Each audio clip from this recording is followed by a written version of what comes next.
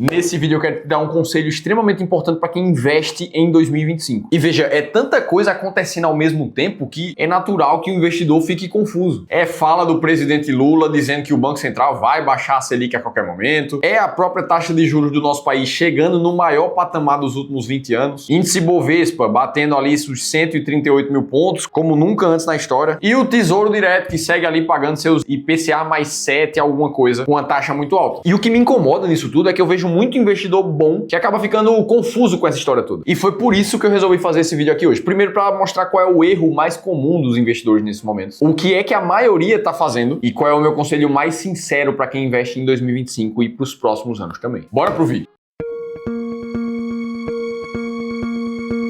Boa, vamos lá e vamos dar uma olhada como é que tá o mercado nesse momento com as taxas de juros batendo 14,75. O maior patamar dos últimos 20 anos, são 2 décadas. E aí eu te pergunto, há 2 décadas atrás, quantos anos você tinha? Você já investia? Você já era economicamente ativo? Quantas coisas mudaram na sua vida financeira nesse período? Te digo isso pra gente entender o impacto desse número. E por que a gente começou esse conteúdo aqui falando da taxa Selic? Porque só de olhar para ela, a gente já tem um balizador de como é que tá a economia do Brasil. E para você entender como é que isso é verdade, vamos imaginar agora que a nossa economia é como se fosse uma grande festa de forró. Vamos aproveitar que a gente está na metade do ano, festa junina. Imagina agora que você está vendo um salão cheio de pessoas dançando. Um salão fechado onde a temperatura é controlada por ar-condicionado. E aí imagina que nesse ano as pessoas se empolgaram pra caramba e muita gente foi presenciar a dança da economia. Todas essas pessoas aqui fazem parte desse movimento. Ora, se você já foi em algum show, em alguma festa no local fechado, você sabe. Quanto mais gente, quanto mais movimento existe ali dentro, mais calor, maior a temperatura do ambiente vai ficar. Ora, e essa variação de calor a mais ou a menos, dentro da dança da economia, é o que a gente chama de inflação. Quanto mais cheio, mais movimentado, mais animado tiver essa festa, maior vai ser o calor, maior vai ser a inflação. E aí é justamente nessa hora que entra o papel do Banco Central, que é o cara que vai ficar controlando a temperatura do ar-condicionado ali. Vamos imaginar agora que essa festa ficou quente pra caramba, lotou demais, a inflação tá muito alta. É justamente nessa hora que o ar-condicionado precisa ficar mais forte para reduzir a temperatura, baixar a inflação da festa da economia. E o controle do ar-condicionado é chamado de taxa Selic. É a ferramenta que o Banco Central tem para conseguir ter um impacto positivo ou negativo na temperatura do local, na inflação. Ora, se tudo ficou mais quente, o Banco Central vai aumentar a taxa Selic, ou melhor, ele vai tentar deixar o salão muito mais frio, para que os ânimos acalmem um pouco, as pessoas fiquem um pouco mais quietas e paradas, e assim o movimento, a animação caia, e com ela a inflação. Isso pode fazer um ponto em que o salão, na verdade, agora fique frio pra caramba, as pessoas parem de dançar e fiquem desanimadas, cada um sentado no seu local. É justamente nessa hora que o Banco Central vai fazer, tentar aumentar a temperatura do local, deixando o ar-condicionado mais fraco, para que assim o calor aumente, as pessoas voltem a dançar e a animação fique num ambiente estável novamente. É exatamente assim que a Selic responde à inflação do nosso país. Quando a gente tem uma atividade econômica muito alta, as pessoas estão dançando demais, a gente vê um poder de compra maior, as pessoas consomem muito mais, o que faz com que naturalmente o preço dos bens e serviços do nosso país subam. E é nessa hora que a Selic precisa subir para desestimular a economia e segurar um pouco mais a inflação. Na hora que a Selic está mais alta, o crédito no Brasil fica mais caro, é muito mais difícil pegar dinheiro emprestado, o consumo de bens e serviços também tende a cair. Dito tudo isso, o que a gente vive no país agora é um ambiente onde o Banco Central está tentando fazer as pessoas se acalmarem um pouco mais, sentarem e a sala ficar um pouco mais fria. E isso acontece não porque o Banco Central quer, mas sim porque é uma resposta à temperatura do local. E é justamente por isso que o mercado financeiro não gosta de ver uma politização da temperatura da sala, como por exemplo o presidente Lula dizendo que o Banco Central vai tomar a atitude correta e reduzir a Selic. Quem tem que dizer a hora certa de variar a temperatura do ambiente é a animação dos participantes, e não uma pessoa somente que vai começar a gritar com o Banco Central e dizer que olha só, muda ali a temperatura porque eu acho que tá na hora. E foi justamente por isso que foi sancionada a autonomia do Banco Central ali em 2021, onde a instituição tem a liberdade de tomar suas decisões baseadas em técnica, em dados, no que ela tá lendo sobre o mercado para entender o que é correto e o que é errado. Beleza, entendemos aqui esse panorama, mas o fato é que a Selic mais alta desperta alguns gatilhos direto no mercado dos investimentos, como por exemplo as taxas da renda fixa, que ficam mais altas também. Afinal de contas, a gente falar de uma renda fixa pagando IPCA mais 7, não tem como dizer que isso não é bom. Em alguns momentos, inclusive, essa taxa chegou a ser de IPCA mais 8,25. Isso naturalmente atraiu um volume muito grande de investidores para essa modalidade. Por isso que nessas horas é natural que a pessoa pense, poxa, se eu estou encontrando ali IPCA mais 7, IPCA mais 8 na aplicação mais segura do mundo, fundo, eu vou investir boa parte do meu recurso ali. Ainda mais porque quando a gente vai olhar para o histórico do índice Bovespa, do período pré-pandemia até aqui, de janeiro de 2020 até hoje, o que a gente vê, na verdade, é uma variação de cerca de 15% positivo do mercado de ações em média, num período de 5 anos e meio. Ora, e aí você olha para isso aqui e pensa, poxa, por que não ir para a renda fixa, já que a renda variável está há 5 anos sem sair do lugar? E aí boa parte dos investidores começa a tomar essa conclusão e trocar de investimento nesses momentos. E é justamente aqui que começa a ser tão importante a gente ter uma visão de médio e longo prazo nos investimentos e não somente de curto. Porque afinal de contas, se a gente volta poucos anos na economia, ali para 2020 mais ou menos, a gente precisa lembrar que a taxa de juros, a temperatura do nosso salão da economia já foi muito mais baixa, chegando a 2% ao ano. O salão estava frio demais e o Banco Central queria que as coisas se aquecessem. E naquela época, ninguém queria saber da renda fixa. Tesouro Selic pagando 2% ao ano, os prefixados da época pagavam 3, 3,5, IPCA mais 3, IPCA mais 3,5, alguma coisa desse tipo. Todo mundo estava saindo da renda fixa para ir para a renda variável. E, inclusive, são comentários que a gente vê se repetir até hoje. Como o Edu que comentou aqui, ora, o que é que eu faço se a taxa Selic começar a cair e o IPCA não for tão atrativo? Será que eu vou para a renda variável? Mostrando um comportamento que é natural na cabeça dos investidores. Ou seja, a nossa mente ela vai estar sempre tentando buscar o melhor momento, a hora certa que você precisa tomar uma atitude. E quando a gente vê o Tesouro Direto nas alturas, uma notícia do Lula que fala alguma coisa, o mercado internacional com as taxas do Trump que fazem a bolsa cair também, o que boa parte da nossa cabeça pensa é, poxa, eu preciso agir agora. E é justamente essa impulsividade que muitas vezes, baseado no medo de ficar de fora de algum ativo que está com a rentabilidade mais alta, que faz com que a gente comece a tomar atitudes erradas nos investimentos. E aí eu sei que muita gente nesse momento pensa, Felipe, mas eu já passei dessa fase, eu não penso muito assim. Eu tomo as minhas próprias decisões, eu estudo o mercado de investimentos e vou pro lado certo da onda. Eu não sigo a manada.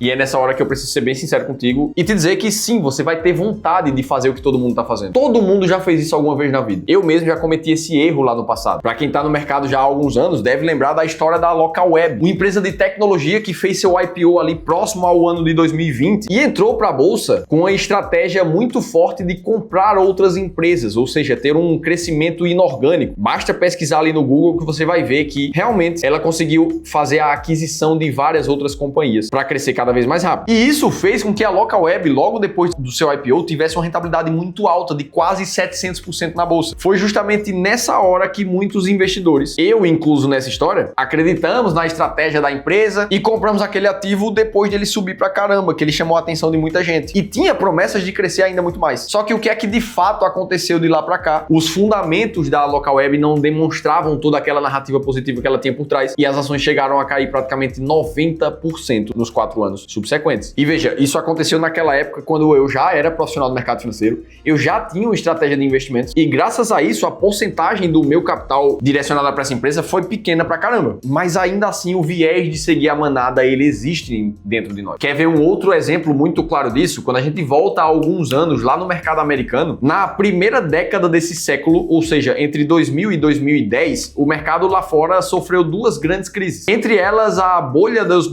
.com, que fez com que muitas empresas focadas no serviço de internet já naquela época vieram a quebrar, valer zero. E pouco tempo depois veio a crise do subprime em 2008. Isso fez com que o S&P 500, o índice das principais ações lá dos Estados Unidos, tivesse uma rentabilidade negativa nesse período de menos 1% ao ano. Só que nem tudo foi tão ruim assim naquela década. Teve um fundo de ações em específico que ele teve uma performance fantástica nesse período. Um fundo gerido por um cara chamado Ken Hibner, esse senhor que tá aí na tela para vocês. Esse cara teve uma estratégia tão boa, mas tão boa, que teve uma rentabilidade de 18% ao ano naquela década, o que foi uma distância gigantesca do índice S&P 500. Isso significa que, na prática, quem investiu com ele no ano 2000 e segurou até o ano de 2010, multiplicou seu capital por 5 vezes. 100 mil dólares viraram 500 mil dólares. 1 milhão virou 5 milhões e por aí vai. E aí você deve olhar para essa história e pensar, poxa, então quem tinha dinheiro investido no fundo desse cara ganhou muita grana. E, na verdade, a realidade não foi tão bem assim. Alguns anos depois, a Morningstar, uma das empresas mais respeitadas no quesito de análise de investimentos do mundo, fez um estudo para entender qual foi a rentabilidade média dos investidores daquele fundo. E o resultado foi que, apesar do fundo ter rendido quase 20% ao ano, os seus investidores perderam 11% todos os anos na média. E isso aconteceu por um motivo só. Todas as vezes que o fundo tinha uma rentabilidade muito positiva, os investidores vinham querendo trazer muito dinheiro. Como foi o caso de 2007, onde só naquele ano ele subiu 80% do seu valor. E houve muito aporte dos investidores naquele período. Já em 2008, quando o fundo caiu subiu 48%, o que aconteceu na verdade foi um resgate em massa. Os investidores passaram a correr do fundo, seguindo a manada, tomando a atitude errada todas as vezes. Ah, Felipe, mas isso foi nos Estados Unidos, no Brasil não acontece igual. Na verdade, acontece sim. A gente também desenvolveu alguns estudos aqui no Clube do Valor, demonstrando que para alguns fundos de ações, todas as vezes em que o fundo está se valorizando, como nessa linha laranja está mostrando aqui no gráfico, o que acontece nas barras pretas aqui atrás é que os investidores estão colocando muito dinheiro nessa hora da alta. Já no momento de queda, o comportamento é o oposto. Os investidores estão resgatando porque acreditam que aquele ativo não faz mais sentido. E esse comportamento se repete em vários outros fundos de investimentos aqui do Brasil. E é justamente por entender toda essa dinâmica que eu tenho um conselho extremamente relevante para você que investe em 2025. E, inclusive, foi pensando em te ajudar a não cair em armadilhas como essas, que a gente criou a nossa sessão de consultoria gratuita com um dos nossos especialistas aqui do clube. A nossa principal função no Clube do Valor é levar tranquilidade financeira para todos os brasileiros. E desses quase 10 anos de história, a gente já conseguiu ajudar muita gente, chegando inclusive à marca de mais de 4 bilhões de reais sob consultoria e gestão nesse momento. Tudo porque na hora de investir a gente não se baseia em achismos, mas sim em embasamento técnico de fundamentos de investimento que já funcionam há décadas. Estou te dizendo isso porque é exatamente essa filosofia que você vai encontrar numa sessão de consultoria gratuita, onde a gente vai pegar esses conceitos e entender como é que você está investindo hoje e como é que você pode investir ainda melhor para acelerar a tua aposentadoria. Por isso que se você está na dúvida de qual é a atitude correta que você tem que tomar nesse momento de mercado, como é que você pode aproveitar melhor as oportunidades que o mercado dá para ganhar mais dinheiro também, aí eu te convido a fazer a leitura desse QR Code ou clicar no primeiro link da descrição do vídeo, porque em 20 segundos você vai se inscrever de forma completamente gratuita